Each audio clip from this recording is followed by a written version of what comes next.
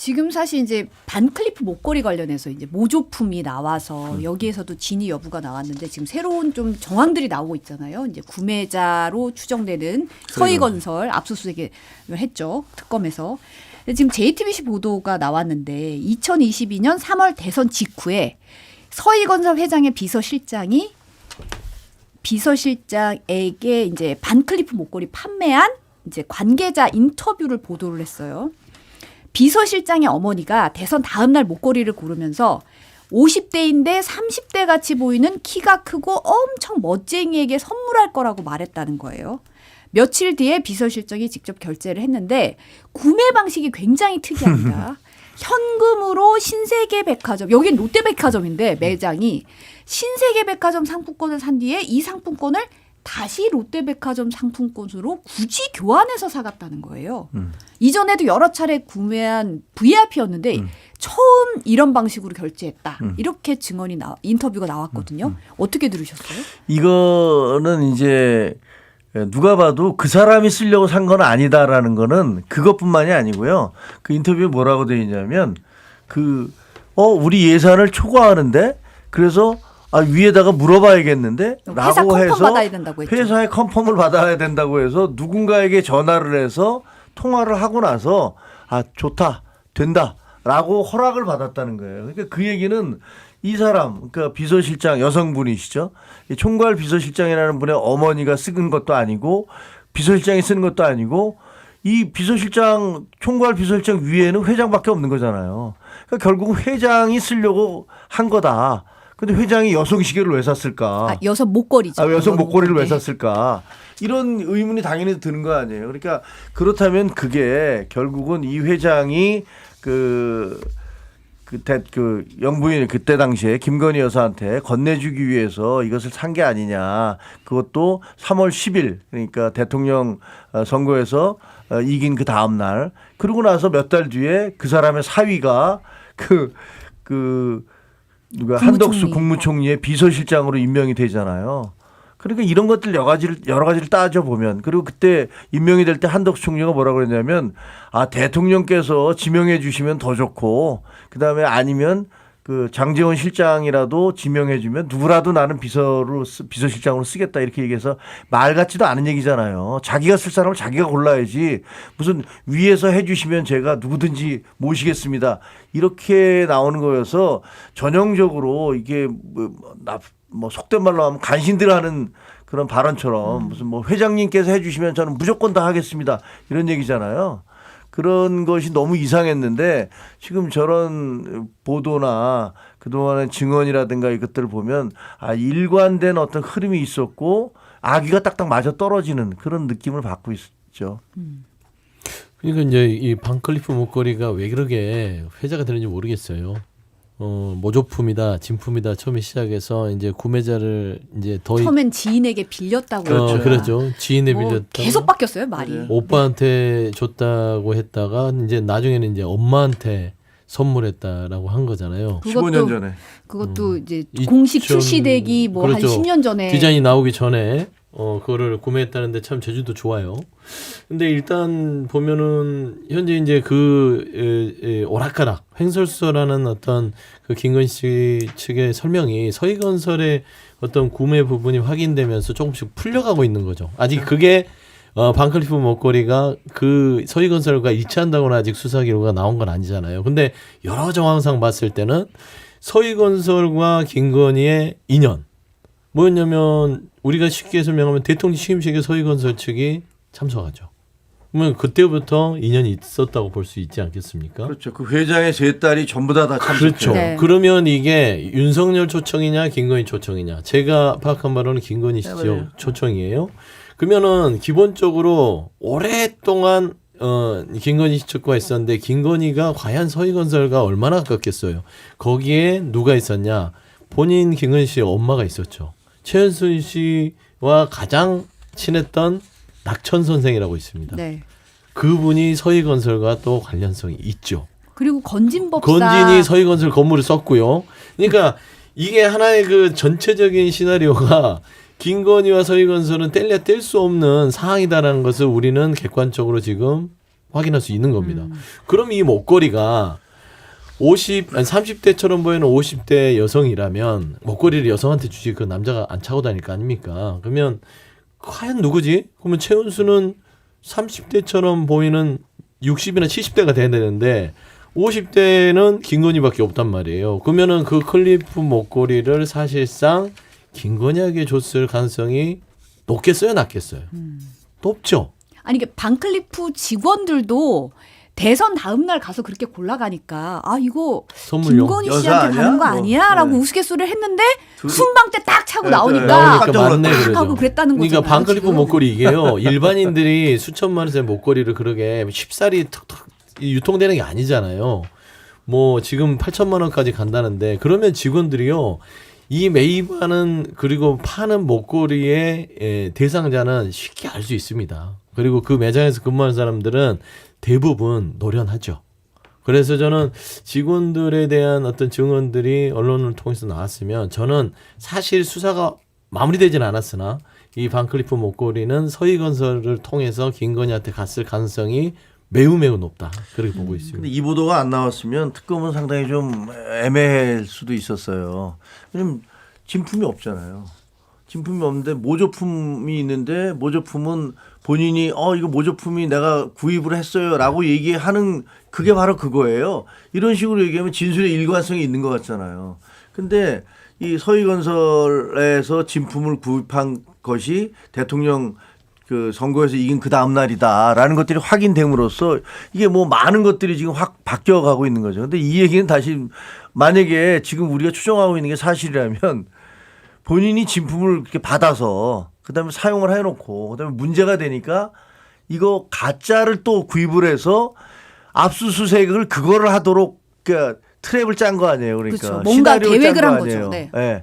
그래서 처음에 말이 왔다 갔다 하다가 이거 안 되겠다. 어차피 이거 압수수색 들어올 테니까 그럼 압수수색 들어왔을 때 여기 가짜를 놔두면 그러면 이 사람들이 굉장히 헷갈릴 것 같다. 그리고 나의 어떤 혐의가 뒤집어 뭐 이렇게 벗어날 수 있을 것 같다라는 누군가의 그런 계략과 전략을 짠 거예요. 이건 구속 사유가 쌓이는 거 아닙니까? 그러니까 그걸 누가 짰을까? 그 검찰의 압수수색이나 수사 내용을 알면서 그런 것들 할 수 있는 사람은 누굴까?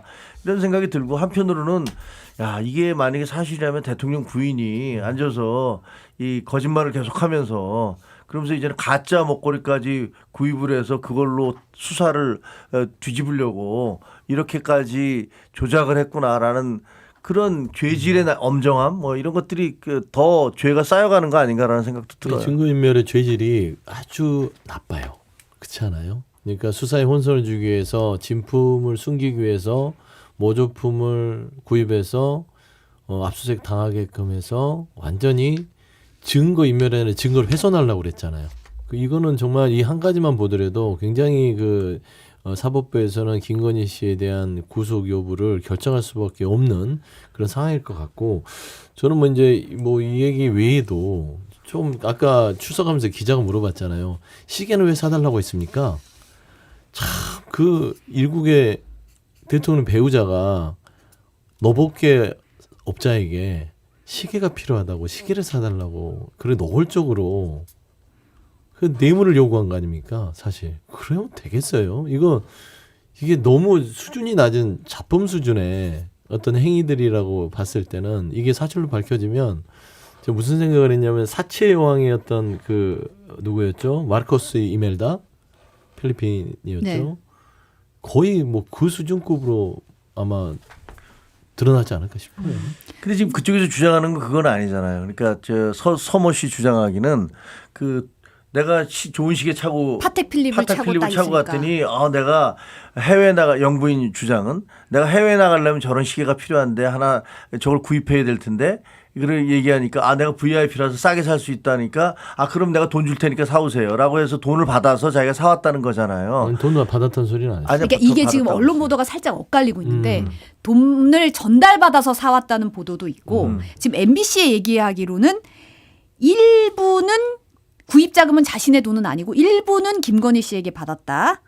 일부 김 씨에게 받은 돈 외에 다른 돈은 누구에게 받았는지는 명확하게 밝히진 않았어요. 이게 약간 좀 진술이 그렇죠. 조금씩 다르더라고요. 근데 그게 사실 그 진술이 좀 상식적으로 말이 안 되는 게 우리 저 성앵커도 여성이니까 자기 시계 살 때 60대 남자한테 시계 사달라고 그래요?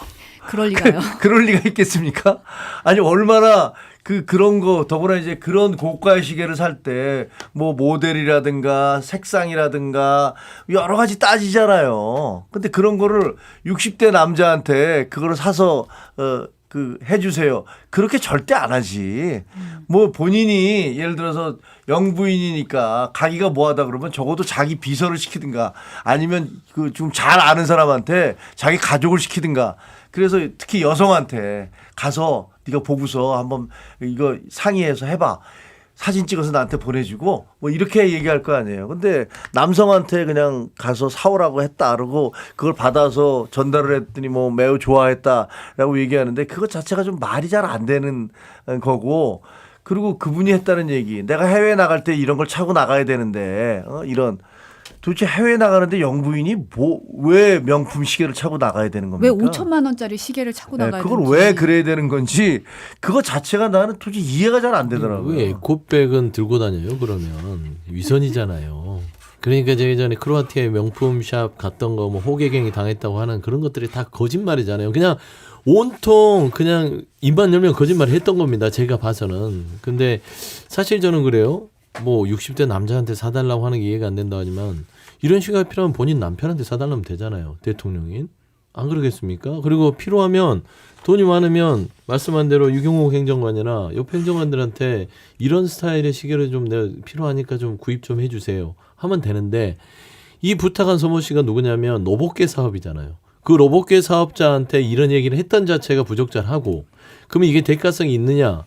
의심이 되는 거는 당시 경호처에서 로봇계 도입 시범 사업을 했지 않습니까?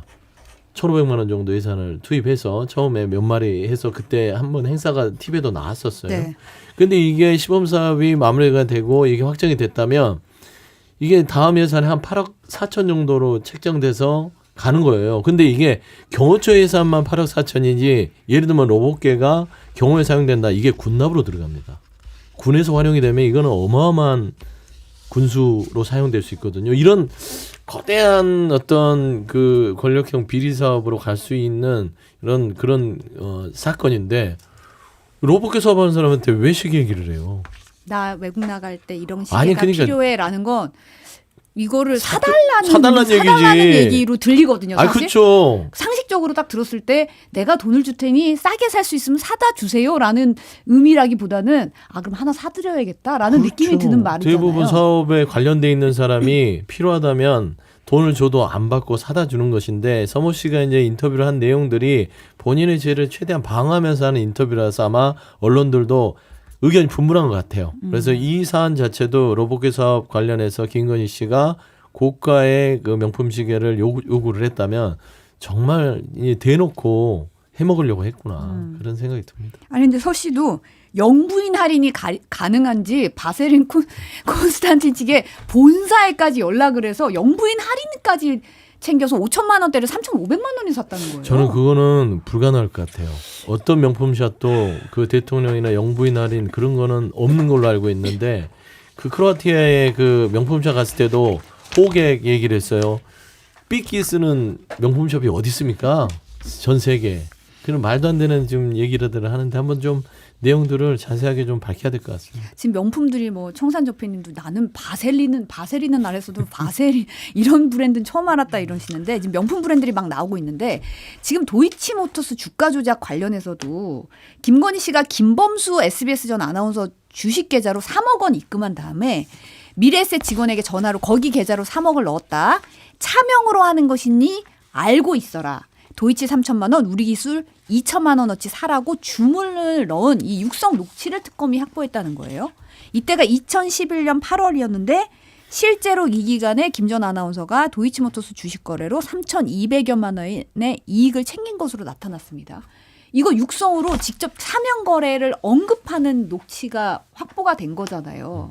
이건 알고 있었다는 얘기잖아요. 아니 당연히 그러니까 지금 뭐 그 여러 가지 증거, 직접적인 증거들이 드러나고 있어서 그러기 때문에 그걸 다 부인하니까 아마 구속이 될 거다. 다 자기가 자기 목소리가 있는데 난 기억이 안 난다 모르겠다 이렇게 얘기를 하면 그거 뭐 영장 저 판사가 이 사람 이거 도저히 신뢰할 수가 없네. 그리고 놔두면 또 뭘 조작할지 모르겠네. 이런 생각을 할 수 있잖아요. 근데 자꾸만 이게 이런 다양한 사람들이 막 등장을 하고 그리고 지난번에도 무슨 뭐 4,700만 원 처음에 자기가 손실 본 거를 건네받았다 뭐 이런 것도 있고 여기서 이게 특정으로 뭐 얼마 8억 원을 거기서 수익을 얻었다 뭐 이런 것들이 다 구체적으로 드러나고 있어서 일단 이 부분과 관련해서 벗어나기는 쉽지 않겠다 이런 생각이 듭니다. 그러니까 김건희 씨의 뭐 거짓말을 뭐 계속 거론해봤자 뭐 통으로 다 모든 게 거짓말이기 때문에 뭐 언급할 필요는 없는데 사실 이 김범수 전 아나운서의 관계 속에서 아 김건희라는 사람이 돈에 욕심이 많았구나. 예를 들면 도이치모터 주가 조작의 범들과 거래를 한 것들 3,800여 정도를 했다고 지금 특검이 밝혔잖아요. 그리고 미래에셋의 녹음 파일을 나중에 지금 특검이 입수해서 분석해 보니 김건희 씨의 어떤 의견들이 들어갔다. 그러니까 그쪽에 전주가 아니라 그 주포들이 한 40%의 어떤 그 말하자면 수익 구조를 요구해서 너무 많다라는 얘기를 했다는 그런 음성이 나왔잖아요. 네. 그러면은 사실 그 자체만으로는 주가 조작범들이 주가 조작을 통한 이상 매매를 한다는 것을 알고 했다는 게 거기에서 이제 드러났는데 중요한 건 지금 김범수 전 아나운서는 본인 돈으로 딴 주머니를 찬 거잖아요. 근데 종목도 도이치모터랑 우리 기술입니다. 도이치모터 주가 조작 부분들이 주가 조작범들이 이거를 시세 조정을 하는 걸 아니까 따로 관리를 해서 거기서 좀 덜 떼주고 많이 수익을 보겠다라는 거잖아요. 그렇게 생각할 수밖에 없지 않아요? 그러니까 참 돈 욕심이 많았구나 라는 생각이 들 수밖에 없어요. 그 어떻게 보면 이제 그 돈 문제도 있는데 그 국민 정서상으로는 사실 아까 어떤 저 시청자도 그렇게 얘기하셨대지만 무슨 바쉐린 콘스탄틴 뭐 반클리펜 아펠 뭐 그라프 뭐 사실 이런 거 들어볼 기회가 별로 없잖아요. 뭐 일반 국민들이 그런 거 그게 뭐지? 뭐 이런 생각을 하실 거예요. 뭐 굉장히 소수의 극소수의 뭐 재벌가가 됐든지 뭐 이런 분들이나 뭐 하는 거겠지라고 생각을 하는데 대통령 영부 부인이었던 분이 그런 명품과 계속 관련해서 언급이 나오고 그것도 그걸 뭐 본인 돈도 아니고 누구한테 선물 받았다는 식의 사실상의 뇌물이지만 뭐 그런 것들을 받았다는 게 국민들은 또 어떻게 받아들여질까? 그 좌절감 같은 거잖아요. 야, 이 사람들 도대체 나라 권력을 잡은 다음에 무슨 짓을 한 거야? 이런 생각을 할 것 같아요. 너무 이건 정서적이고 감정적인 건데 이런 게 더 타격이 크죠. 따지고 보면. 근데 사실은 이제 이거를 뇌물로 보이는 걸로 추정되는 뭘 받았다 해서 더 나아가야 될 게 그러면 이거를 받고 뭘 반대를 했는가? 뭘 해줬느냐. 뭘 그거죠. 했는가잖아요. 뭘 했는가인데 네. 지금 김건희 씨 같은 경우는 그 전에 출석할 때도 나는 아무것도 아닌데 힘도 없는데 뭐 이런 얘기 했다는 거잖아요. 그런데 지금 명태균 씨가 이제 MBC와 인터뷰에서 김영선 전 의원 공천과 관련해서 윤 전 대통령이 윤상현 의원과 통화하기 전에 김건희 씨가 직접 윤 의원과 두 차례 통화하면서 공천 얘기 나눴다고 밝혔거든요. 영상 잠시 준비했으니까 잠깐 보고 얘기 나눌게요. 형수가 전화가 왔다. 예, 2번이나 왔다. 대선 기여도니까 거기에 맞춰서 기준에 맞춰서 진행을 해야 되지 않겠느냐. 그런 식으로 말을 했다고 윤상현 의원이 저한테 얘기했습니다. 인성 관련된 것도 여사가 다 이제 관여를 합니다. 그러다 보니까 어떤 일적인 부분들이 자꾸 문제가 생깁니다. 그래서 제가 물어봅니다. 그랬더니 선생님 우리 5대5로 하기로 했어요. 인사권 공천권. 그 윤석열 대통령 서울법대 동창분이 김건희 여사를 재수 씨라고 부르면서 그 미술품을 전달을 했습니다. 어떻게 하셨어요? 그냥 뭐 그러고 받는 거지 뭘 신경 써서 감사합니다 뭐 이렇게 뭐 얘기했던 것 같아요. 굉장히 핵심적인 부분이 인사권, 공천권을 5대5로 하기로 했다. 네. 근데 명태균 씨가 그래도 후보가 중심이 돼서 해야 되는 거 아니냐 그랬더니 괜찮아요. 원래 시작할 때 저하고 오빠하고 그렇게 하기로 했어요라고 했다는 거잖아요. 다른 언론 보도에 이런 얘기가 나왔어요. 그리고 취임식 때 대통령 취임식 때 쌍무지개가 뜨니까 명태균 씨가 스스로 대통령이 둘이서 그런가 보다 했다는 거예요. 요 부분 어떻게 보십니까? 이거 뭐 어떻게 보고 말고 할 게 있나요? 우리 국민들이 뽑은 거는 투표를 해서 뽑은 건 대통령이죠. 대통령 부인이 아니잖아요. 그 대통령 부인이 뭐 부부관계니까 남편에 대해서 그 비공식적으로 어떤 나름대로의 조언을 하든가 과거에 유경수 여사가 무슨 박정희 대통령에 대해서 했다고 하듯이 박 대통령에게 쓴소리할 사람들을 계속 불러서 같이 그 청와대에서 식사를 하게 하면서 그래서 얘기를 하다 보면 그 제가 들은 얘기인데 막 그 뭐 이러이러한 시 세간에서는 이런 얘기합니다. 그러면 박정희 대통령이 밥 먹다 말고 얼굴이 실룩실룩 한다는 게 화가 나서 분을 못 참고. 근데 부인이 옆에서 푹 찌르면은 그냥 아무 소리도 않고 듣고 있었다는 얘기를 제가 옛날에 기자하면서 들은 적이 있었는데 사실 이제 우리가 바라는 것은 그 대통령 부인이 그런 모습을 원하는 거잖아요. 남편을 잘 도와줘서 그래서 대통령이 국정을 잘 운영하고 그 반대편들의 얘기를 좀 들을 수 있도록 이런 걸 만들어 주도록 하는 게 그런 역할인데 지금 보면 그게 아니고 본인이 직접 이 권력을 만드는데 내가 남편을 뭐 검사로부터 그냥 뭐 구수해서 들어간 별 볼 일 없는 검사가 검찰총장 되게 하는데 내가 무슨 건진이나 그 천공으로부터 얘기를 들어늦었던지 모르지만 이렇게 해서 만들어 놨고 그다음에 대통령 만드는데도 내가 역할을 했으니까 인사권 공천권은 5대5다. 이거를 들으면 국민들이 이걸 뭐 받아들이실 분이 있겠습니까? 이거는 뭐 여야를 떠나서 일반적인 국민의 한 사람으로서는 도저히 받아들일 수 없는 거죠. 저게 허위는 아닌 것 같아요. 왜냐하면 저도 그런 얘기를 많이 들었거든요. 대통령 부인은 본인이 이 정권을 만들었기 때문에 본인이 지분이 있다고 생각한다라는 얘기가 여권 내에서 뭐 그렇게 쉬쉬하면서 돌아다녔으니까 그걸 확인은 안 되지만 지금 이제 명태균 씨가 저렇게 공개적으로 얘기를 하니까 본인이 들었으니까 저 얘기를 할 거 아니에요. 참 복장이 터지는 얘기죠. 5대5. 5대5라는 것은요. 6대4가 아닙니다. 그냥 1대1입니다.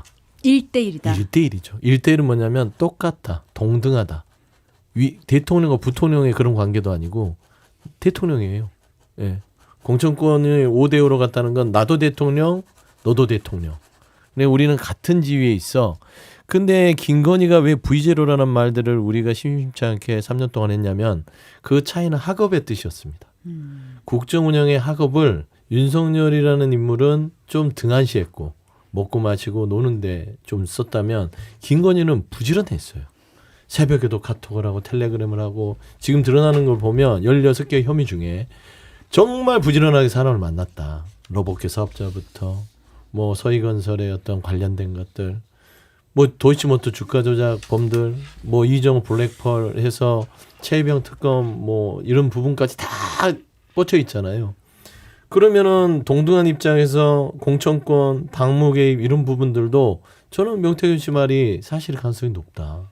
그래서 저는 김건희 씨가 사실상 지난 윤석열 정부의 실질적인 대통령 역할을 했고 말한 대로 윤석열 전 대통령은 얼굴마담이었다. 근데 사실 이 지금 드러나는 여러 가지들을 보면 그냥 뭐 내란 특검이나 최혜병 특검을 빼더라도 김건희 특검만 지금 진행되는 수사 과정만 봐도 12월 3일 날 왜 이런 말도 안 되는 불법 계엄을 했는지 이해가 돼요. 이게 불법 계엄을 하지 않고서는 언젠가는 그러니까 3년 천일 되는 때 지금 했는데 그럼 2년이 지나고 나서 새로운 정권이 들어서면 이거 김건희 씨가 감당이 될까요? 이거는 새로운 정권에서 못 막아주는 겁니다. 그래서 필리핀의 그 마르코스 이멜다 부부처럼 거기가 65년에 집권해서 70년도에 그 말하자면 이 쿠데타를 해서 85년까지 해먹습니다. 그리고 온갖 부정부패를 저질렀죠. 저는 그걸 꿈꾼 게 아닌가. 그래서 저는 이런 부분들을 보면서 5대5의 1대1의 맛통치 참 어쩐지 3년이 이상하다 싶었어요. 지금 이런 와중에 지금 집사 게이트의 핵심 인물이죠. 김혜성 씨가 지금 베트남 호치민에서 한국행 비행기 탔다고 지금 확인이 됐다고 해요. 오후 4시 25분에 입국할 예정인데 특검이 바로 보안구역 내에서 체포영장 집행해서 특검 사무실로 인치한다는 거거든요.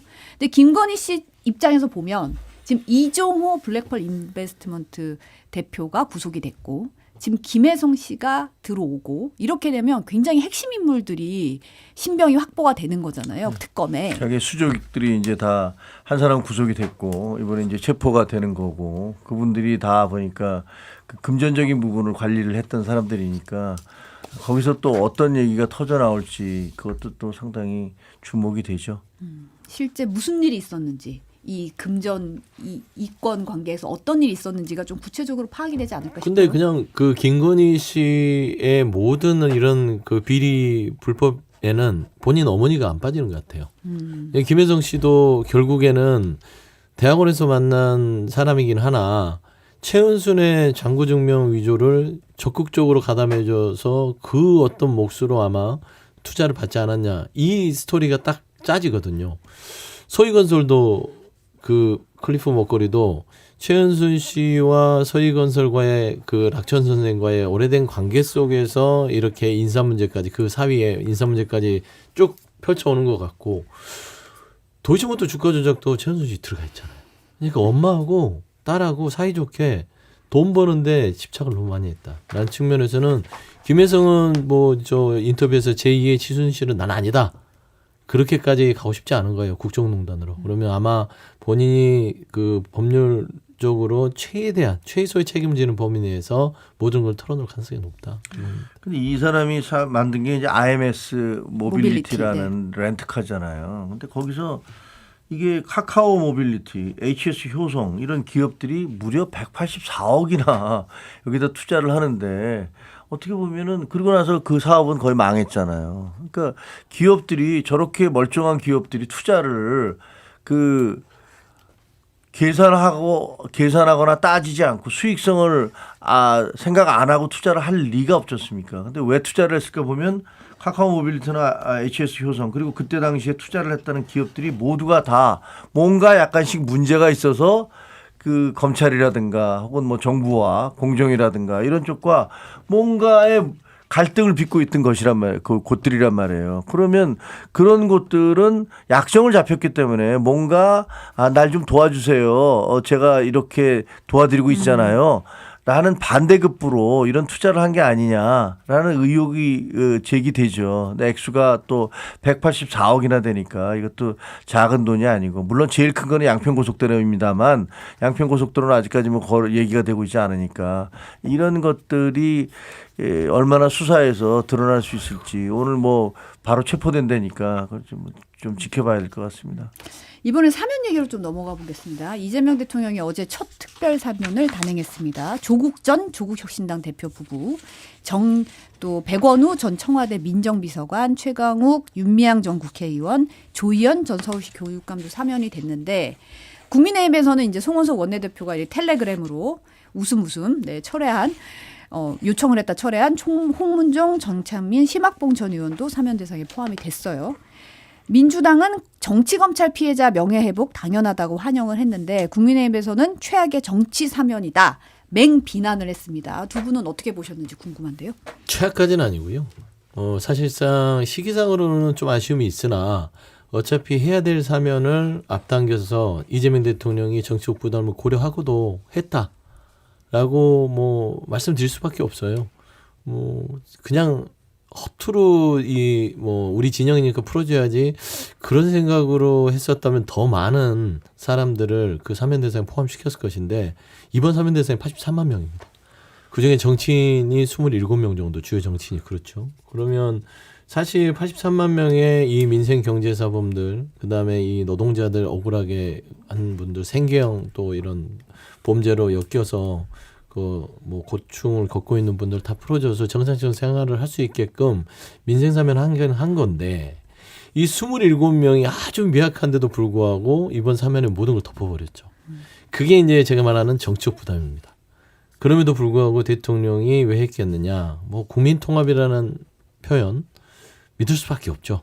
그래서 저는 이 정치적인 어떤 부담을 어떻게 해소해 가는지 그런 부분에서 좀 봐야겠다. 그 말씀밖에 못 드리겠습니다. 뭐 전형적인 물타기죠. 83만 명이 아니라 830만 명 사면은 무슨 상관입니까? 그 일반 사면은 얼마든지 그렇게 할 수 있어요. 근데 거기서 27명의 그 정치인들이 사면을 했는데 첫째, 저는 국민의힘에서 요청해서 사면한 사람들도 사면되면 안 된다고 생각합니다. 그 사람들이 왜 사면돼야 돼요?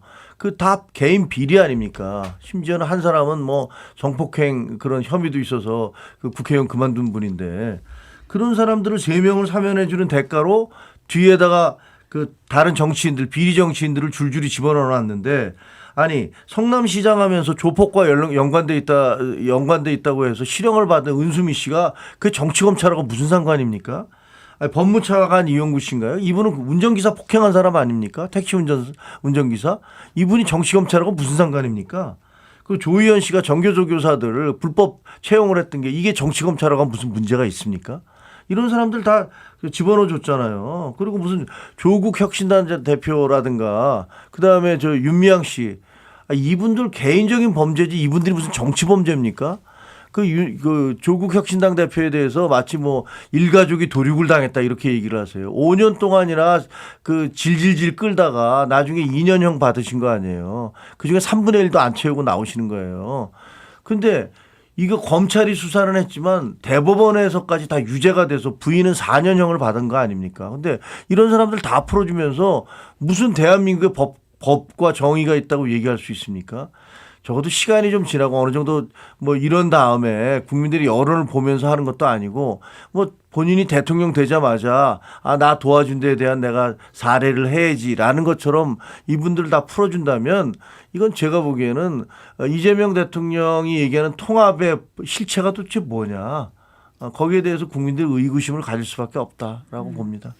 지금 어제 나온 여론조사가 이제 이재명 대통령의 국정수행 지지율이 56.5%가 나왔어요. 리얼미터가 에너지경제신문 의뢰로 진행한 여론조사인데 이제 직전 조사에 비해서 긍정평가가 6.8%포인트 떨어졌거든요. 이제 사면이 반영된 조사는 아니지만 취임 후에 최저치를 기록했다는 여론조사 결과이기 때문에 이제 뭐 자세한 상황은 중앙선거 여론조사 심의위원회 홈페이지 참고해 주시면 되는데 이 결과 어떻게 해석하십니까? 그게 이제 8월 4일부터 8월 8일까지 조사였던 걸로 7일에서 8일. 7일에서 8일이. 네. 7일에서 8일로 제가 봤는데 그러니까 저는 그냥 좀 단순하게 얘기하면 이재명 대통령이 취임 초기 한 2달은 대통령을 포커싱해서 계속해서 좀 말하자면 국민들에게 신뢰를 주는 뉴스가 나갔어요. 근데 단어가 이재명이라는 단어가 계속 나갔죠. 근데 최근에 보면 이재명 대통령의 이름이 사라지고 다른 이름이 많이 거론됐죠. 조국, 그다음에 이춘석, 정청래. 그러니까 대통령이 사라졌어요. 그러니까 좋은 요인들이 보이지 않고 나쁜 단어들이 계속해서 회자되면서 저는 여론에 조금 이런 하락세를 가져오지 않았을까. 당 지지율도 6.1%포인트가 동반하겠습니다.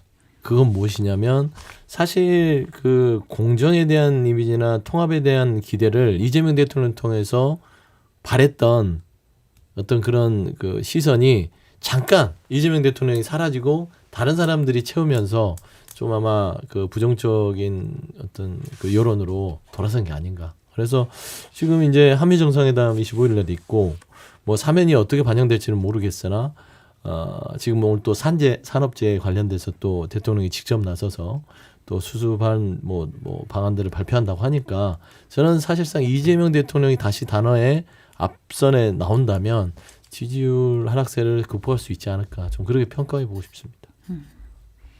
어떻게 보세요? 글쎄요, 뭐 지지율은 대개 보면요 확 떨어지면 그 다음에 조금 반등하더라고요. 왜냐하면 지지자들이 결집하는 현상이 있어서 그래서 그 다음에 만약에 이 정도로 하락했는데 더 하락하면 굉장히 심각한 거죠.